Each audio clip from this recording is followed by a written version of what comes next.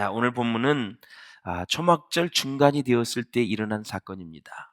초막절은 기간이 8일이에요. 중간이면 4일째 내지 5일째 되는 그 시간에 일어난 일이에요. 이제 예수님이 성전에 올라가셨어요. 가셔서 뭐 하셨냐? 늘 백성들을 가르쳐요.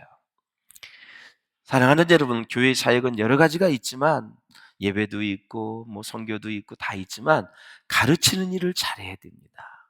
바울이 디모데에게 잘 가르쳤어요. 음. 그래서 제자 훈련도 하고, 그래서 교회는 참 이 가르침의 은혜가 충만해야 불협화음이 없고 사소한 잡음이 사라지는 거죠.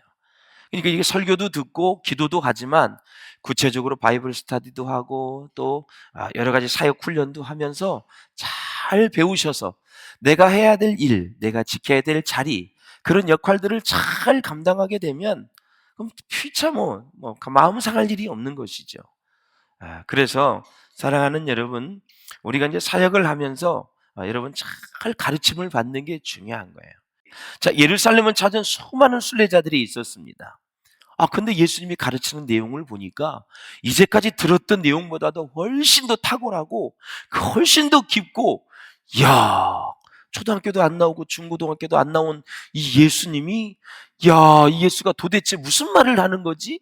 너무너무 새로운 교훈에 관심을 갖게 되고 놀라게 되었다라는 거죠. 자, 12절에 보면 유대인 가운데서도 예수님을 좋은 사람으로 이렇게 평을 하면서 호감을 가진 사람들이 있었습니다.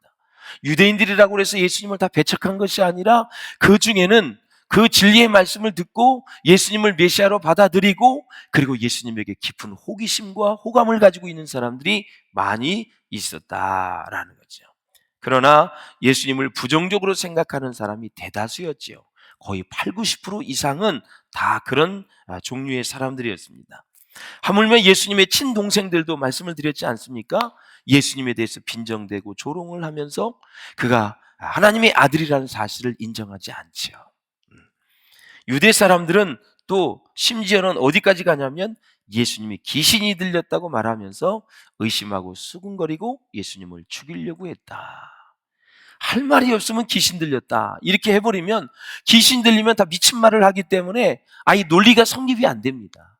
그러니까 막판에는 할 얘기가 없으니까 예수가 귀신이 들렸다. 이렇게. 이 사람이 대화하다가 뭐가 안 통하고 자기 의견이 관철이 안 되면 너 미쳤구나. 이게 말이 나오는 거고. 그 전에 너 나이가 몇 살이야. 그게 나오다가 그것도 안 통하면 너 미쳤구나. 이거구나. 이렇게 하면서 완전히 바보 취급을 하는 그런 모습인데, 뭘 유대인들이 예수님을 그렇게 미쳤다고 하면서 귀신이 들렸다고 하는 얘기를 하는 거예요. 자, 바리새파 사람들은 예수님을 이제 체포하려고 하죠. 이렇게 예수님에 대해서 긍정적인 반응을 보이는 유대인들도 있고 부정적인 반응을 보이는 유대인들도 다 나뉘어져 있는 모습을 보게 됩니다. 사랑하는 여러분, 사람들의 반응이요, 긍정적이거나 부정적이거나 상관없이 우리는 신실하게 하나님의 말씀을 가르치고 전해야 할 줄로 믿습니다. 그러니까 중요한 것은 어떤 말씀을 전해주든 간에 내가 순종해야 되겠다는, 함께 해야 되겠다는, 하나님의 역사를 함께 이루어 가야겠다는 그런 마음의 준비가 중요한 것이지, 여러분들이 거기에서 평가자로 앉아 있으면 여러분 순장 예비 순장들이 얼마나 부담스럽겠어요. 그러므로 사랑하는 여러분, 예수님을 이제 말씀을 가르칠 때는 여러 가지 반응이 있었지만 여전히 예수님은 탁월한 분별력을 가지고 말씀을 전하시는 그 모습을 우리가 볼 수가 있어요. 그래서 사랑하는 여러분, 긍정적인 반응, 부정적인 반응이 있다 할지라도 우리는 상관없이 신실하게 하나님의 말씀을 전해야 된다. 전도 현장에서도 보면 여러분은 어떻습니까? 다 긍정적인 반응을 하나요? 예수 믿고 천국 갑시다. 교회 갑시다. 다 얘기하면은 네, 좋습니다. 그렇게 하겠습니다. 같이 가겠습니다. 그렇게 반응을 하면 얼마나 전도가 재미있을까요? 진짜 전도를 제가 오랫동안 많이 했잖아요. 진짜 이상한 사람 많습니다. 째려보지 않나, 침을 뱉지 않나, 돌리질 않나, 허구한 날 그렇게 시간이 없어요 그러고, 반응이 천차만별입니다. 세상 말로 밥맛 없는 사람이 너무너무 많습니다. 예수 믿고 천국 가라 그러는데 천국이 얼마나 좋은 곳이에요. 모르니까 그러겠죠. 그렇죠? 사랑하는 성도 여러분, 사람의 반응이 다 다르고요. 자기 생각이 다 달라서요. 그냥 따박따박 여러분 말씀을 듣는 사람이 거의 없어요. 다 자기 생각, 자기 주관이 있기 때문에 그래요. 사랑하는 성도 여러분, 천국이 있으니까 없습니까? 있지요. 있는다고 믿으시는 분은 아멘 하시길 바랍니다. 아멘입니다, 여러분. 부활이 없으면 너희 믿음이 다 헛것이라 그랬어요. 부활이 있다는 사실은 부활해서 예수님이 승천을 하셨어요. 오신 곳으로 다시 가셨어요. 그분은 다시 구름을 타고 오신다 그랬어요. 가신 분이 안 오시겠습니까? 내가 너희를 위하여 처소를 예비하러 가노니 그랬습니다. 내가 다시 와서 너희들도 나 있는 곳에 있게 하리라. 하나님을 믿으니 또 나를 믿으라. 마음에 근심하지 말라 말씀하셨어요. 천국이 있는 거예요, 여러분. 할렐루야. 그래서 이 예수님이 이 제자들에게 오늘 탁월한 분별력을 가지고 이제 말씀을 전하는 그런 모습을 우리가 볼 수 있는데, 우리 15절을 한번 보시길 바랍니다. 시작. 유대인들이 놀랍게 여겨 이르되 이 사람은 배우지 아니하였거늘 어떻게 그를 아느냐 하니 그랬습니다. 공식적인 교육을 받은 적이 예수님이 없거든요. 오늘날로 이야기하면 모든 학력이 없어요. 그러니까 그것을 가지고 공격을 하는 거예요. 유대인들은 어떤 진리로 혼자 배운다는 것을 인정하지 않아요. 그래서 사도 바울도 얘기할 때 나는 가말리엘 문화생이다 그랬어요. 스승이 없이 배우는 것은, 혼자 독학하는 것을 유대인들은 다 인정을 하지 않아요. 어떤 선생 밑에서, 어떤 랍비 밑에서 공부를 했느냐가 중요한 거예요. 가말리엘은 그 당시에서 최고의 선생이었어요. 그 밑에서 바울이 배웠다, 그 얘기를 하는 거예요. 그래서 배우면은 어느 누구에게도 뒤지지 않고 최고로 지성인으로 그가 배울 수 있었다, 그런 얘기를 하는 거죠. 그러므로 사랑하는 여러분, 참 사람들이 예수님의 가르침보다 여전히 예수님의 배경을 주목하는 거예요. 여러분, 가르침이 중요하잖아요. 할렐루야. 그래서 유대인들에게 있어서 중요한 것은 말씀의 권위와 출처보다 정식 학력이 더 중요했다. 그래서 우리가 정리를 하자면, 메시지를 공격하지 못할 때 사람들은 메신저를 공격하는 모습을 보게 된다. 예수님의 메시지는 너무나 탁월하고 옳고 정말 하나님의 진리의 말씀인데 그것을 받아들이지 못하니까 진리를 전하는 예수님, 메신저를 공격하는 모습을 볼 수 있다라는 사실이에요. 우리는 생활 속에서 너무나 이런 룰을 범할 때가 너무 많이 있어요. 어떤 사람이 좋은 말을 하고 올바른 말을 하면 그대로 받아들이면 얼마나 좋을까요? 근데 그 사람이 마음에 안 들면 그 사람이 말하는 어떤 것도 잘 받아들이지 않습니다. 꼬투리를 잡아서 그것을 안 받아들이려고 하는 것이 사람의 마음이에요. 여러분이 지금 설교를 듣고 있지만 저와 관계가 좋은 사람들은 그래도 말씀을 편안히 듣는데, 혹시나 저를 미워하고 싫어하고 목사로서 인정을 안 하고 이런 사람들은 말씀의 은혜가 덜 될 거예요. 그래서 평생 신앙생활이 뭐냐? 마음의 영적 전쟁에서 여러분 승리하셔야 돼요. 직장생활도 마찬가지예요. 그 상사의, 부하의, 동료의 마음을 어떻게 여러분이 사로잡느냐가 중요한 거예요. 마음문을 열고 직장생활을 하는 거하고 마음문을 닫고 혼자, 가치는 있지만 마음으로는 독도처럼 홀로 된 사람들은 고독할 수밖에 없고 힘들 수밖에 없고 재미가 없는 거예요. 선생님에 대해서 반감을 가진 학생은 그 선생님이 가르치는 과목에 흥미가 없습니다. 그 메신저가 마음에 들지 않기 때문에 그런 거예요. 부모가 마음에 들지 않으면 어떠한 좋은 얘기도 다 잔소리로 들리는 거예요. 그 메신저를 여러분의 마음에 품는 게 얼마나 중요한지를 아셔야 돼요. 대통령이 마음에 안 들면 어떤 얘기를 해도 꼴보기 싫은 거예요. 마음에 들면 응원하고 싶은 거고요. 예수님이 마음에 안 드니까 계속해서 예수님이 전하는 좋은 메시지, 진리의 메시지, 생명의 메시지가 그들에게 들리지가 않는다라는 거죠. 그래서 예수님이 500리의 기적, 풍랑을 잠잠케 하고 죽은 자를 살리고 수많은 표적과 기적을 보여주어도 그 유대인들은 받아들이지 않습니다. 한 번 마음의 문이 닫혔기 때문에 그런다라는 거예요. 사랑하는 여러분, 여러분들의 마음 문을 활짝 여시고 신앙생활 즐겁게 할 수 있기를 주의 이름으로 축원합니다. 행복은 두 가지예요. 하나님과의 관계가 잘 되면 되고요. 내가 지금 가까이에 있는 10m 안에 있는 사람들과 가까이 있는 게 굉장히 중요한 거예요. 사무실에도 여러분 1m, 2m, 3m, 4m, 5m, 6m, 10m 안에 있는 사람들이 있어요. 그 10m, 사회학적으로 보면 10m 안에 있는 사람들을 잘 관리해야 되는데, 그 사람이 여러분들을 배신할 수 있고, 그 사람들을 통해서 축복도 받을 수 있고, 그 사람을 통해서 어려움을 당할 수 있고, 그 사람을 통해서도 위로를 받을 수가 있어요. 그런데 10m 안에 있는 사람이 누구인가를 여러분들을 잘 보시고 그런 관계를 잘 하실 수 있기를 주의 이름으로 축원을 드립니다. 할렐루야. 정말 그게 지혜가 필요해요. 그래서 여러분, 관계에서 형통해야 되거든요. 사랑하는 여러분, 이런 얘기가 있어요. 하루 종일 이제 열심히 일하는 변호사가 있었는데, 어떤 젊은 변호사가 사무실을 개업을 했어요. 젊은 변호사예요. 이제 풋내기 변호사이니 찾아오는 사람이 없지요. 경험도 없고 사건을 맡은 그런 캐리어가 없으니까 하루 종일 기다려도 한 사람도 찾아오지 않았습니다. 개업을 한 지 며칠이 되었는데도 그래도 한 사람이 없었어요. 그런데 4일째 되니 오후 시간에 비로소 어떤 사람이 사무실을 노크를 했어요. 그래서 이 변호사는 야, 드디어 나를 찾아오는 사람이 생겼어 하면서 무척이나 좋아했습니다. 그런데 그렇게만 하고 가만히 있었으면 좋았을 텐데, 자기를 찾아온 손님에게 자기가 얼마나 바쁜 사람인지, 얼마나 잘 나가는 사람인지를 보여주려고 일부러 전화기를 들고 막 바쁜 척을 했어요. 예. 네네. 그 사건 맡고는 싶지만 제가 사건이 밀려 있어서 지금 맡을 수가 없습니다. 다음 기회에 맡지요 하면서 엄청나게 유창하게 가짜 전화를 하고 끊었습니다. 그리고는 지금 앞에 앉아 있는 그 사람에게 이렇게 말했습니다. 아유, 고객님 너무 죄송합니다.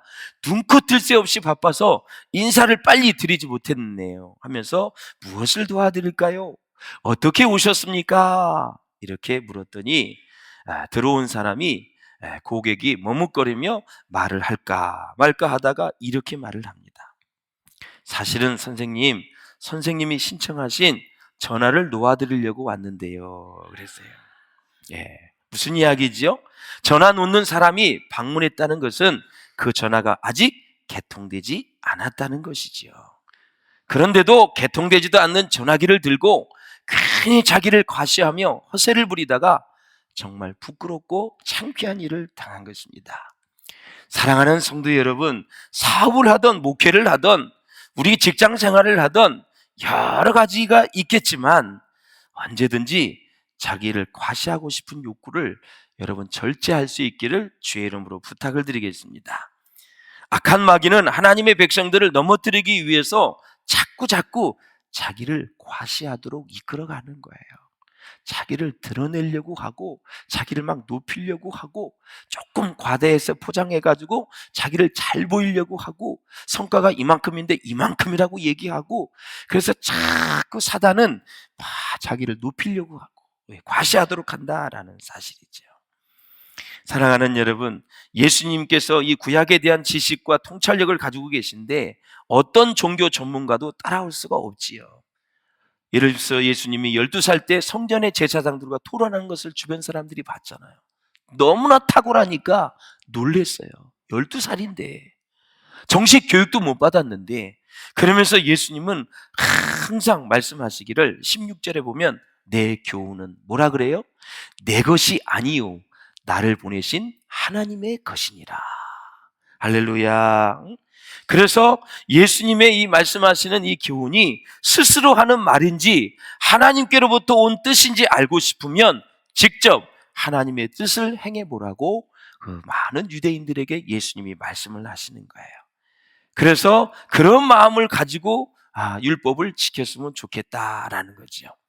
요한복음 6장 38절에서 보면 이렇게 말씀하시죠.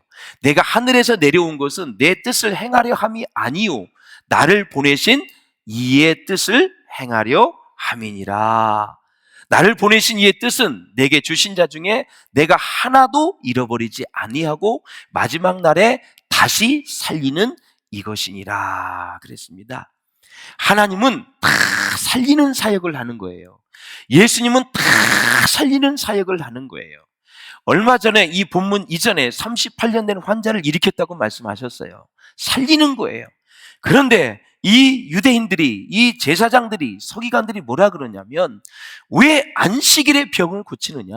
너는 법을 어겼다 하면서 예수님을 공격을 했고 체포를 하려고 그래요. 그러니까 오늘 예수님이 무슨 말을 하냐면 기가 막힌 여러분 논리로 얘기를 하지요. 무슨 논리를 얘기하냐면, 야, 너희들은 할례를 행하지 않느냐? 난지 8일이 되면 할례를 행하는데 만약에 할례를 행하는 날이 안식일이면 너희는 어떻게 할 거냐? 근데 내가 보니 너희들은 안식일에 할례를 행하더라. 법을 어긴 거 아니냐? 그런데 안식일에 38년 된 환자를 일으키고 고치고 병자를 치유하고 심령을 회복하고 오늘 본문의 말씀처럼 사람을 온전하게 하는 것이 무엇이 잘못됐느냐? 내가 사람을 살리고 병자를 고치고 치유하는 사역이 뭐가 잘못됐느냐 하면서 탁월한 논리로 유대인들의 이 공격을 반박을 하는 예수님의 모습을 우리가 볼 수 있다. 아무 말 못하지요, 여러분. 그렇게 자기들이 안식일에도 할례를 행하고 있으면서도 예수님께서 사람을 살리는 일에, 병자를 고치고 치유하는 일에 계속해서 태클을 걸고 있는 그 모습이 논리에 맞지 않다라는 거죠. 요한복음 5장 44절에 보면 너희가 서로 영광을 취하고 유일하신 하나님께로부터 오는 영광은 구하지 아니하되 어찌 나를 믿을 수 있느냐. 그러면서 하나님의 뜻은 하나님의 영광으로 이어지고 연결되는 것이니 하나님을 잘 믿으라고 예수님을 믿으라고 말하는 거죠. 그러면 하나님의 뜻은 무엇입니까? 딱 이거예요. 하나님의 뜻은 하나님의 택한 백성들을 살리고 구원하는 것이 하나님의 뜻이에요, 여러분. 그래서 우리가 이제 나중에 또 선포식도 하겠지만 우리 추수감사주일까지 2주가 남았습니다. 한 주에 한 명씩 우리가 집중적으로 영혼을 생각하고 기도하면서 하나님께 영혼을 올려드리자라는 것이죠. 하나님의 뜻은 영혼을 살리는 것입니다. 영혼을 구원하는 것입니다. 지금 방황하는 영혼들, 그리고 정말 방학 중에 있는 영혼들, 하나님을 몰라 어둠 가운데 있는 영혼들을 주님의 빛의 세계로 인도해서 하나님의 자녀가 되게 만들어서 천국 백성 만들고 후다음에 육신의 장막이 무너지면 다 천국으로 보내는 일이 우리가 하는 일이 아닙니까? 할렐루야. 예수님이 이 땅에 오신 목적은 두 가지라 그랬어요. 하나는 영혼을 구원하고 사람을 구원하는 일이고 두 번째는 마귀를 멸하는 것이 예수님의 사역의 목적이라 그랬어요. 여러분, 영혼을 살리는데 함께 힘을 모두 얻을 수 있기를 주의 이름으로 축원합니다. 우리 마음 가운데 역사하는, 우리 생활 가운데 역사하는 모든 사단의 세력에 떠나가시기를 주의 이름으로 축원합니다. 할렐루야. 이것이 예수님이 오신 목적이기 때문에 그 목적을 우리는 생각하면서 살아야 된다라는 것이죠.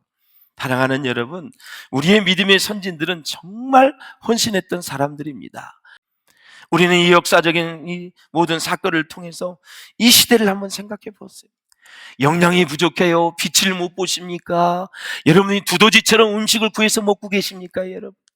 음식이 남아서 처치 곤란한 사람들, 냉장고에 너무 썩어가는 음식이 너무 많이 있고 옷도 너무 많이 있어가지고 우리는 주체를 못하고 신발도 여기저기 사가지고 난리죠. 저는 회개했어요. 하나님 앞에 제가 신발을 너무 좋아가지고 어디만 가면 저는 신발 가게에 앉아 있습니다. 그래서 사모님은 너 어디를 돌아다니는지 다 돌다가 없으면 나를 어디로 오냐면 신발 가게에 저는 앉아 있거든요. 그래서 늘 신발을 이렇게 좋아해가지고 신지도 않는 신발을 많이 사가지고 사실 몇 개 있어요, 이렇게. 그래서 좀 나눠주려고 그래요, 지금. 예. 그래서 제가 참 이렇게 부족해요, 여러분. 예. 사람마다 특징적으로 뭘 좋아하는 게 있어요, 이렇게. 슬리퍼도 얼마나 많이 있는지 이루 말할 수가 없어요. 샌들도 얼마나 많이 있는지. 예. 그리고 우리 부교육자들 하나씩 나눠주려고 그래요. 예. 사이즈가 맞을는지 모르겠지만 하여튼. 예. 사랑하는 여러분, 예. 그래요. 우리 신앙의 자유를 가지고 이렇게 살아가는데 예수님처럼 탁월한 분별력을 가지고 논리를 가지고 복음을 전하는 저와 여러분 될 수 있기를 주의 이름으로 축원합니다. 제가 한 가지 영화를 추천해 드릴게요. 디트리 보네포의 영화를 꼭 보시기를 바랍니다. 한 두 번 정도 이렇게 제가 본 적이 있는데, 이 본해퍼의 이 삶을 한번 여러분들이 꼭 볼 수 있었으면 좋겠다. 독일이 완전히 히틀러에 의해서 다 죽어가고 핍박을 받을 때, 그래 히틀러를 암살하려고 하다가 들켜가지고 이제 죽음을 당하죠. 39살의 목사로서 일생을 마치는 그 여정을 얘기하는데요, 정말 나라를 사랑하는 마음이 생기고요, 신앙인들이 어떻게 나라를 바라봐야 되고 어떻게 행동해야 되고 어떻게 말해야 될지 진짜 은혜가 되더라고요. 요즘은 도 있고 다 있으니까 딱 찍기만 하면 다 나오잖아요. 그런 영화를 한번 꼭 보실 수 있기를 바라고, 순예배를 통해서 나눌 수 있기를 주의 이름으로 축원합니다. 영화 봤어? 아니야, 못 봤어. 뭐 봤는데? 뽕 봤어. 그런 거 하지 말고 하면서 보네퍼 좀 보셔. 그런 거. 예. 그래서 정말 여러분 굉장히 도전이 될 거예요. 이 보네퍼가 무슨 얘기를 했냐면, 기독교의 본질은 종교와 관계가 있는 것이 아니라 그리스도라는 인물과 관계가 있다. 모든 종교의 창시자는 죽었고 부활하지 못했고 다시 살지 못했는데, 기독교는 예수라는 사람이 하나님의 아들인데 아들로 와서 죽었다. 그 인물이 다시 살아났다. 그래서 이 보네퍼는 기독교는 다른 종교와 달리 그리스도 예수라는 인물과 관계 있는 종교이다. 그래서 강조를 했고, 마지막 그가 죽기 직전에 이런 말을 했어요. 믿는 자만이 순종하고 순종하는 자만이 믿을 수 있다.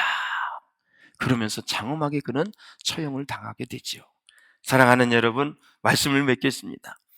오늘 예수님이 자기를 죽이려고 핍박을 했던 많은 사람들에게 정말 탁월한 분별력을 가지고 논리력을 가지고 했어요. 그래서 한 가지 지적한 게 뭐냐면, 너희들이 순종하려는 마음으로, 들으려는 마음으로 말씀을 들어야 하나님의 말씀을 들을 수 있다. 그 얘기를 하셨고, 그 다음에 안식일에 할례의 이 예를 가지고 그들이 사람을 살리는 일, 병자를 고치는 일, 사람을 치유하는 일이 안식일에 하는 것이 잘못되지 않았다라고 해서 그 논리를 가지고 그들을 제압하고 계속 생명의 말씀을 전할 수 있었다라는 것입니다. 복음의 현장에서 말씀을 전할 때 다양한 반응이 있어요. 여러분 정말 기분 상할 정도로, 정말 두 번 다시 전도하고 싶지 않을 정도로 여러분을 모욕하는 사람이 있을 거예요. 그런 것이 강할수록 하늘의 상이 크다는 것을 잊지 마시고, 끝까지 복음을 전하는 일에 최선을 다하시고, 정말 우리가 추수감사주일까지 2주가 남았는데 2명의 영혼을 꼭 하나님께 올려드리는 여러분 은혜가 있으시기를 주의 이름으로 축원합니다.